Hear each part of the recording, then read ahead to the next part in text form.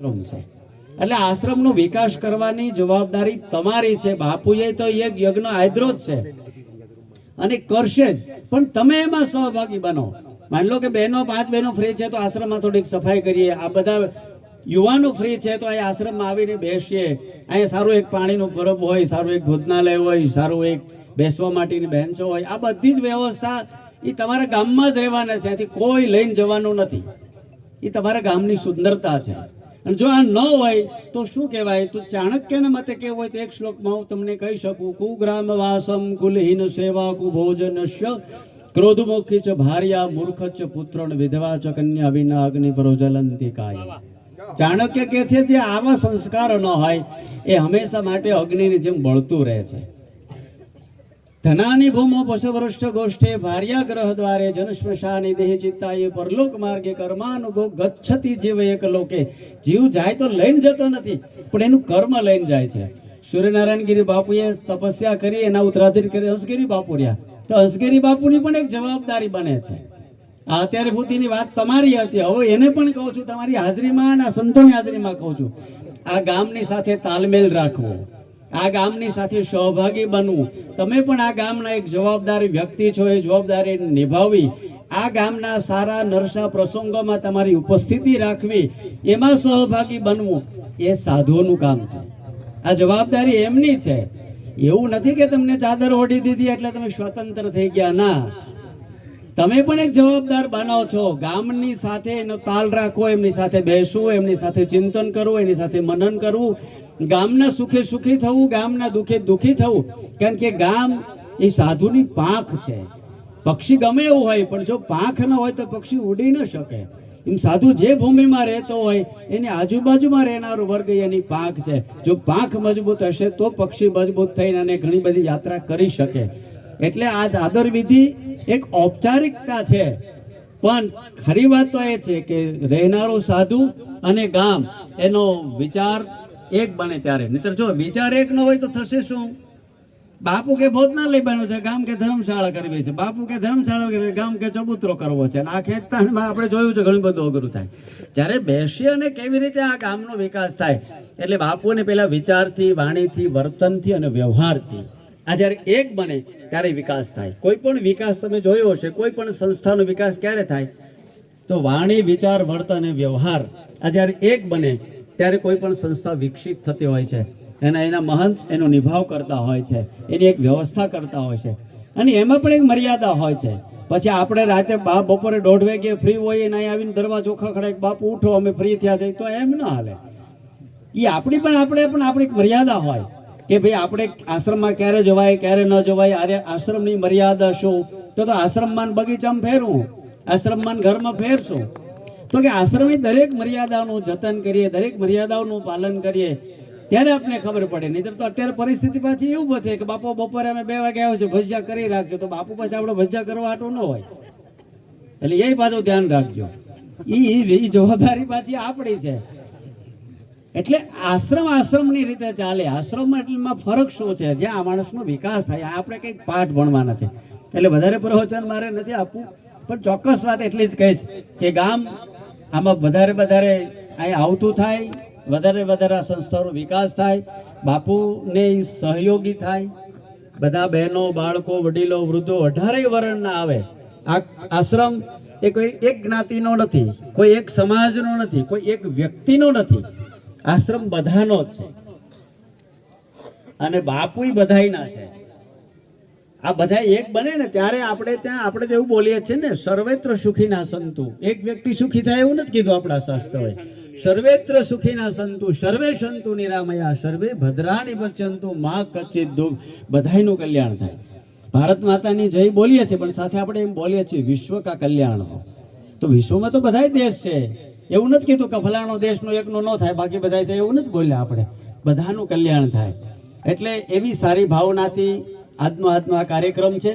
વધારે સમય લેતો આપણે હજી 16 પણ કરવાની છે, બધાને પ્રસાદ પણ લેવાનો છે. એટલે વિક્રમ બાપુને કહીશ કે 2 મિનિટમાં જ્યોતિર્નાથ બાપુ 2 આશીર્વાદ દઈ દે, પછી લગભગ બધાના કિશનદાસ બાપુથી લઈને બધા અહીં છે જ, એ બધાનો મત છે ને. તો હજી એકવાર હું તમને આ બેઠેલા વડીલોને પૂછવા માંગુ છું કે હંસગીરી બાપુની અહીં ચાદર વિધિ થાય એમ આપ બધા સહયોગી છો તો બધા પોતાનો હાથ ઊંચો કરી અને સહમતી આપી શકે. નમઃ પાર્વતી પતયે હર હર મહાદેવ હર. સૂર્યનારાયણ ગિરિજી મહારાજ કી. આપ બધા બાપુના પૂરક બનો અને બાપુ આપના પૂરક બને એવી મંગલ ભાવના સાથે સૂર્યનારાયણ ગિરી બાપુના આશીર્વાદ હંસગીરી બાપુ ઉપર અને તમારા બધા ઉપર ઉતરતા રહે. દિન પ્રતિદિન આ સંસ્થાનો વિકાસ થાય. અહીંયા સારું એક એવું કેન્દ્ર બને કે લોકો આવીને સારા સંસ્કારનો પાઠ ભણે. એ જ અભિલાષ સાથે જય ગિરનારી. ઓમ નમો નારાયણ. આપણી વચ્ચે જ્યોતિનાથજી બાપુ એ પણ આ ફેસબુક ને એ બધે ડેબિટનો એક મહાન વ્યક્તિ છે. એનું વ્યક્તિત્વ એવું છે, ઘણો સમય ઓછો છે પણ છતાંય આપણે બાપુ પધાર્યા છે તેમના આશીર્વાદ લેવા છે. તો બાપુને વિનંતી કરું આપ સૌને આશીર્વાદ પાઠવે. સર્વ માંગલ્ય માંગલ્યમ શિવે સર્વાર્થ સાધિકે શરણ્યે ત્રંબકે ગૌરી નારાયણી નમોસ્તુતે. બધું જ મંગલ થાય કે અપેક્ષા રહેવી જોઈએ. માધવદાસજી બાપુને અને માધવદાસ ગિરી બાપુ અને કનૈયા ગિરી બાપુએ જે વાત કરી કે એક વ્યવસ્થા ઊભી કરવી છે. કાંકરે કાંકરે પાર બંધાય ને ટીપે ટીપે સરોવર ભરાય. કોઈ એકે માથે લેવાની જરૂર નહીં, બધાએ માથે લેવાનું. બધાએ એટલે હંસગીરી બી બાકી રહેતા નથી, જે મહાદેવગીરીએ કીધું. કારણ કે યજુર્વેદમાં લખ્યા પ્રમાણે સંત કમાવા જતો નથી, લોકો કમાઈને અમે ખાઈએ છીએ. અમે કમાવા જતા નથી ને. તમે કમાવો અમે ખાઈએ છીએ તો અમારી જવાબદારી છે કે આ સમાજનું કલ્યાણ થાય, આ ગામનું કલ્યાણ થાય, આ દેશનું કલ્યાણ થાય. ને આ પરિભાષાથી અમે જીવીએ છીએ. અમે અમારા પારકા કરી દીધા તમને બધાને પોતાના બનાવવા માટે. અમારું તો અમે છોડીને નીકળી ગયા છે બાપ. અને આ પરિભાષા ત્યારે સક્સેસ થાય કે બધા જ બહેનો ભાઈઓ એમ સમજે કે મારો ભાઈ, મારો સાથી, મારો ગુરુ એમ સમજીને મહંતને મદદ કરે. મહંતની સાથે એના દીવો જે સળકે છે ને તેમાં ઘી પૂરે, તેલ પૂરે, તે જ્વાળા પ્રગટે. આપણે ગોખમાં દીવો પ્રગટે, તેનો પ્રકાશ તમારા સુધી જ લેલાય. પણ આ ચિંગારી પ્રગટે ને તો તેનો પ્રકાશ દેશ દેશમાં લહેરાય. આ અખંડ જ્યોત ભારત માતાની છે, અખંડ જ્યોત સનાતન ધર્મની છે. આ સનાતનની પરંપરાઓ છે. એક જાય ને બીજો આવે, બીજો જાય. માધવદાસજી બાપુ સરસ કીધું, અમે બી નથી રહેવાના, પણ અમારા પછી શું, પાછળ શું. વારંવાર આ ચાદર બહુ અઘરો વિષય છે, મને વીતેલી છે એટલે કહું છું. આ એક જાતનું બેડી બંધન થાય છે અમારી ભાષામાં. અત્યાર લગી તો ફરતા હતા અડાયા ઢોરની જેમ, કોઈ બાપ બોલવા વાળો નહીં. હવે તો આશ્રમ સાચવવાનો, એની જવાબદારી સાચવવાની, એની વ્યવસ્થા સાચવવાની, ગામ સાથે સુમેળ કરવાનો. પણ એક હાથે તાળી પડતી. તાળી તમે બધા બે હાથે જ પાડો છો ને, એટલે બે હાથે તાળી પાડવી પડશે. બધાનો સાથ જોઈશે, નાનો હોય કે મોટો હોય. કોઈ નાનો નથી હોતો સમાજમાં, કારણ કે અમે તો સમદ્રષ્ટિમાં પેદા થયા છે. એટલે કોઈ નાનો નથી હોતો, કોઈ મોટો નથી હોતો. સમગ્ર જગતના કીડી કો કણ દે, હાથી કો મણ દે, જગત તાના હારા. એ તો બધું જ આપે છે. પણ આપણામાં પણ દાનત ઊભી કરવી પડશે કે ક્યાંક જરૂર પડે ત્યાં ચૂકવું પડશે, ક્યાંક જરૂર પડે ત્યાં રૂપિયો કરીને પણ વ્યવસ્થા ઊભી કરવી પડશે. હું વધારે નહીં કહું, હંસગીરી બાપુને તો અમે આશીર્વાદ આપવા આવ્યા છે. અમારો તો તૈયાર થયેલો છોકરો છે અને અપેક્ષા રાખો એટલે જ સર્વ માંગલ્યથી ચાલુ કર્યું કે બસ આ ગામનું કલ્યાણ થાય, લોકોનું કલ્યાણ થાય. હંસગીરી બાપુ સમાજનું કલ્યાણ કરે યજુર્વેદના પ્રમાણે કે જ્યારે પણ કોઈ જગ્યાએ ગામમાં અને કંઈ પણ વસ્તુ તકલીફમાં આવે ને ત્યારે પણ સંતની જવાબદારી સૌથી પહેલી છે ગામો માટે ઊભું રહેવાની. બસ આ જ કાર્ય પૂરું થાય ને આ આદરેલી સેવાઓ અધૂરી ના રહે, વધારે વધે તેવી શુભકામના સાથે અસ્તુ શુભમ ભવતુ. બોલો નમઃ પાર્વતી પતયે હર હર મહાદેવ.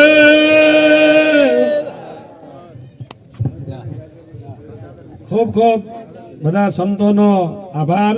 હવે જે આપણે દિવ્ય ઘડીની રાહ જોઈ રહ્યા છીએ, ચાદર વિધિ નો શુભ મુહૂર્ત. હવે એનું ગામમાંથી 5 આગેવાનો સરપંચ છે અહીં હાજર.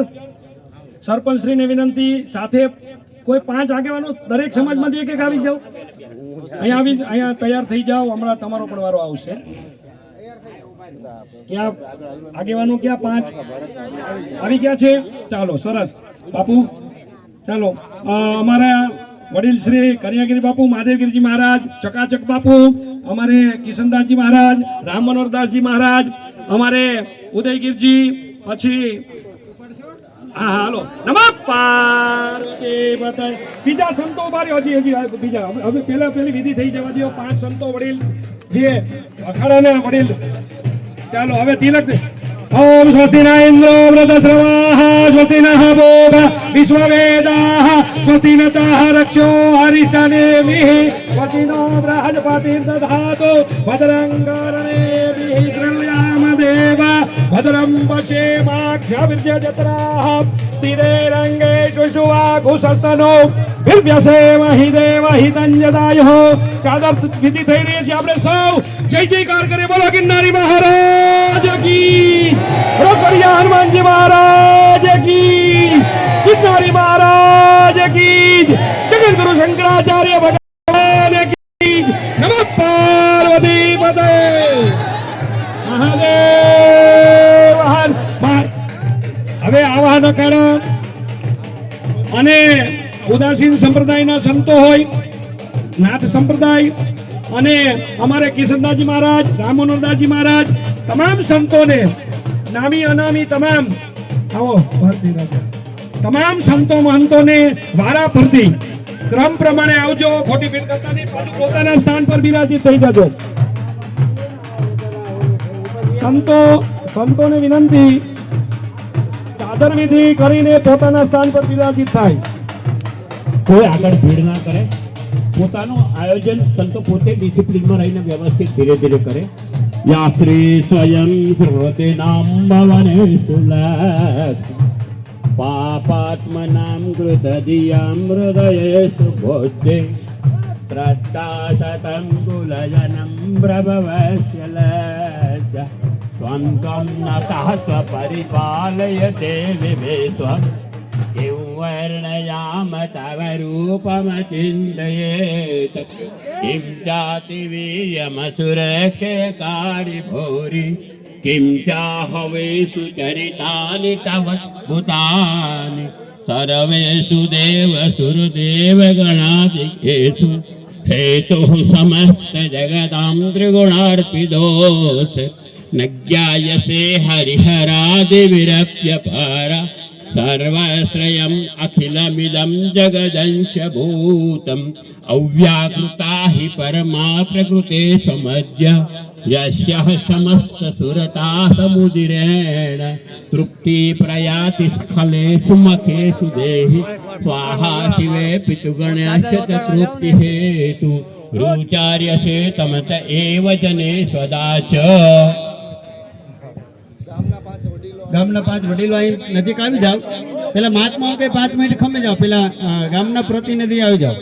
સરપંચ છે, સમાજના કોઈ આગેવાન છે, કોઈ પ્રમુખ છે, જે હોય તે, કેમ કે બધાને હું ઓળખતો નથી, એટલે 5 આવી જાય. 5 મિનિટ સંતો 2 મિનિટ વિરામ પામી જાવ. મહાત્માઓ કે 2 મિનિટ ખમી જાવ.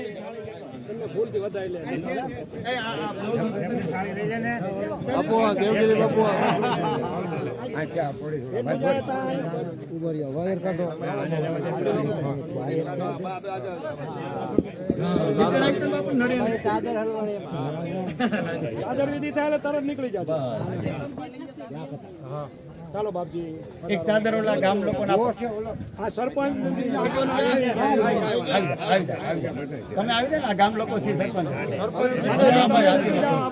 આવી જાવ. ઉભા રહ્યો ભાઈ, 1 મિનિટ હું વ્યવસ્થા કરી દઉં. હવે આગેવાનો આવી જાઓ, આગેવાનો આવી જાઓ. હાલો બધા હાથ ઉઠાડો. બોલો નમઃ પાર્વતી. અડધા બાજુ ધવલ બાજુ ઉપર એક ફોટો.